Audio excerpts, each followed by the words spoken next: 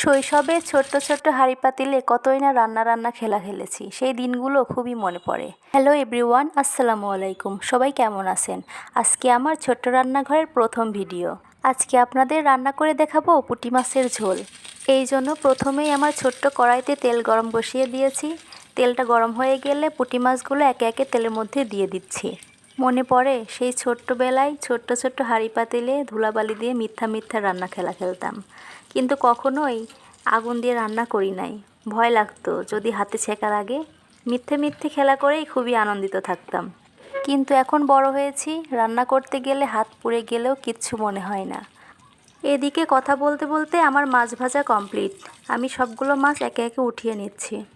এবার কড়াইতে আরও সামান্য একটু তেল দিয়ে এখানে পেঁয়াজ বাটা, জিরা বাটা আর মরিচ বাটা আছে। আমি সবগুলো একে একে কড়াইয়ের মধ্যে দিয়ে দিচ্ছি। বাটা মশলাগুলো দেওয়া হয়ে গেলে এবার চামচের সাহায্যে ভালো করে নেড়েচেড়ে মিশিয়ে নেব।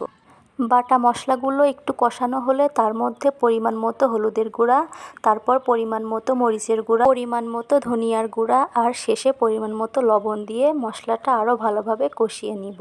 এদিকে একটুখানি মশলা পড়েছিল নিচে, আর দেখুন পিঁপড়ারা কিভাবে আসা যাওয়া করছে। আমি এগুলো খেয়ালই করি নাই, পরে পরিষ্কার করে নিলাম। এখানে আমি 2 রকমের সবজি নিয়েছি, পুঁইয়ের শাক এবং মিষ্টি কুমড়া। মশলা কষানো হয়ে গেলে সবজিগুলো দিয়ে ভালো করে নেড়েচেড়ে আবার কষিয়ে নিব। মশলা কষানোর পর পরিমাণ মতো পানি দিয়ে আবারও একটু কষিয়ে নিব। বেশ কিছু সময় কষানোর পর এবার ঝোলের জন্য আবারও পানি দিয়ে দিব।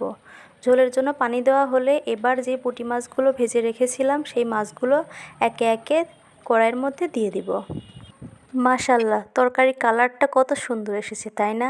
আর হ্যাঁ, এখানে যে ঘর, যে টেবিল, চুলা, প্লেট যেগুলো দেখতে পাচ্ছেন সবই আমি নিজের হাতে তৈরি করেছি, শুধুমাত্র আমার ছোট্ট রান্নাঘরের জন্য।